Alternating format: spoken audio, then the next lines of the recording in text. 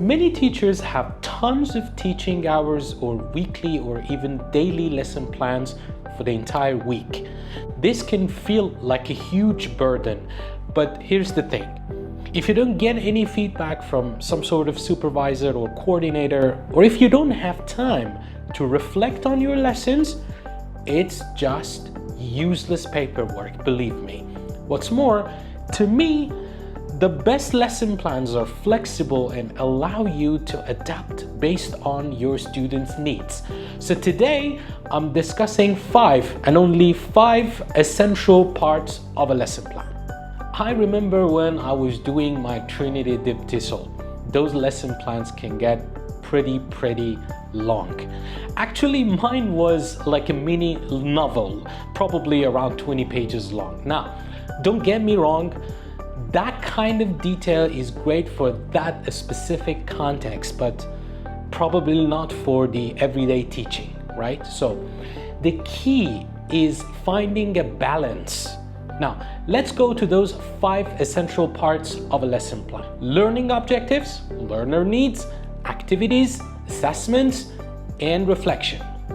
These 5 elements provide a solid framework for creating concise yet effective lesson plans. You can tailor them to the specific needs of your class without getting bogged down in unnecessary details. Remember, the goal here is to have a roadmap, not a novel. All right, let's explore the first essential ingredient, learning objective. These are the heart of your lesson, the core knowledge or the skills your students walk away with. Now, learning objectives should be clear, concise, and achievable within your lesson time frame. And remember, they need to be specific to your target audience. For example, let's have a lower level class learning objective. Students will be able to greet each other and introduce themselves using basic vocabulary like hello, goodbye, my name is. This is a simple but essential objective for beginners. It focuses on basic conversational skills and sets the stage for further communication. Now, another learner objective, but this time for a higher level. Students will be able to discuss the causes and effect of climate change using descriptive vocabulary, complex sentence structures, and various tenses. This objective, as you can tell, targets more advanced skills like expressing opinions using varied vocabulary and demonstrating grammar knowledge in a specific context. Remember, no matter the level, the learning objectives should be observable and measurable. You should be able to assess whether students have achieved them by the end of the lesson. Now let's go to essential element number 2, anticipated learner needs. Think of it like catering to different taste preferences. Before you design your activities, consider the following. Students' level, are they beginners, intermediate, or advanced? And then adapt the difficulty of the learning objective and activities accordingly. Learning style, this means using a multimodal approach that incorporates visual, auditory, and kinesthetic techniques in your lessons. By providing information through different channels, you can reach all your students and ensure that they have the opportunity to learn and retain information in a way that works best for them.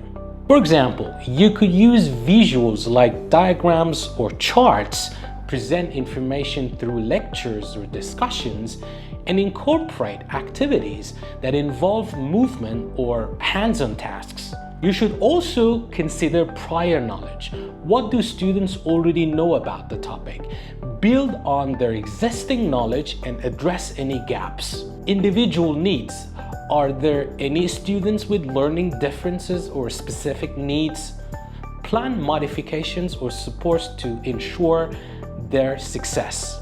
Here are some examples of how to anticipate learner needs.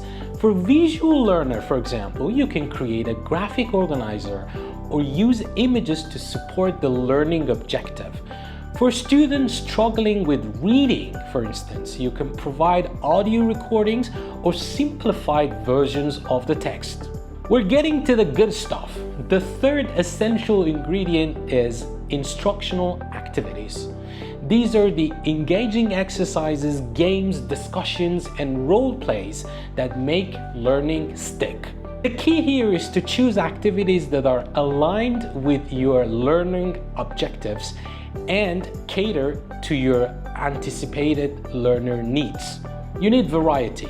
Make sure you mix things up to keep students engaged. Don't rely on the same activity type for the entire lesson. You need interaction. Encourage students to interact with each other, with the teacher, and the learning materials. You need clear instructions. Provide clear instructions and examples to students so that they understand what's at stake. Adapt activities to cater to different learning styles and levels. Let's have an example for that. Imagine the learning objective is students will be able to describe their daily routines using present simple tense. What do you think would be a good instructional activity for this objective? Let me know in the comment sections below. Now we reach the fourth essential ingredient of a lesson plan, and that's assessment. This isn't about punishment, but rather a way to gauge whether your students have grasped their learning objective. Assessment helps you adjust your teaching strategies if needed and motivate students by giving them a sense of accomplishment. Here are some very regular ways to assess a student's learning in a language class. You can use formative assessment. These are ongoing checks for understanding throughout the lessons. They can be informal, like quick questions or observations during activities. You may use summative assessment. These assess overall learning at the end of a lesson or unit. Examples could include quizzes or short writing assignments or presentations. You can use self-assessment. You can encourage students to reflect on their own learning and identify areas for improvement. Here are some more specific examples of how you can have assessments for different learning objectives. For instance, students will be able to identify different types of clothing and their uses. The assessment can be students complete a matching activity where they match pictures of clothing with their corresponding names. Another example could be students will be able to write short emails requesting information, and the assessment can be students write an email to a friend or imaginary travel agency requesting information about a trip. By using a variety of assessment methods, you can get a well-rounded picture of a student's learning and ensure everyone is progressing on their language learning journey. Number 5, reflection. Here's the final essential ingredient in our lesson plan recipe. This isn't just about grading papers, it's about taking a step back after the lessons and asking yourself, what worked well? What could be improved? In fact, reflection helps you improve your teaching practice and ensure future lessons are even more effective. Here are some questions to consider during reflection. Did the students achieve the learning objectives? If not, why not? Were the activities engaging and appropriate for the level? Did the assessment accurately measure student learning? How could the lesson be adapted for different learners? What I usually do is to jot down quick notes after each lesson about what worked well and what needs improvement. Sometimes I discuss lessons with colleagues and get their feedback as well. Or I ask students for their input through short surveys or exit tickets. By taking the time to reflect, you can continuously refine your lesson plans and create even better learning experiences for your students. Remember, effective teaching is an ongoing process of learning and improvement. So embrace reflection and watch your language lessons become even more successful and engaging. When I think to these 5 elements, I believe that you can also add some other parts like materials needed, the allocated time, some more specific differentiation strategies, and maybe a couple more.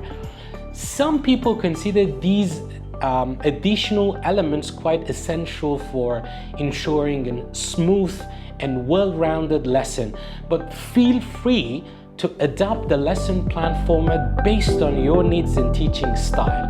At the end of the day, the most effective lesson plan is the one that works for you and your students. So tell me in the comments below, what other parts of a lesson plan do you think should be included? What's your own lesson plan like?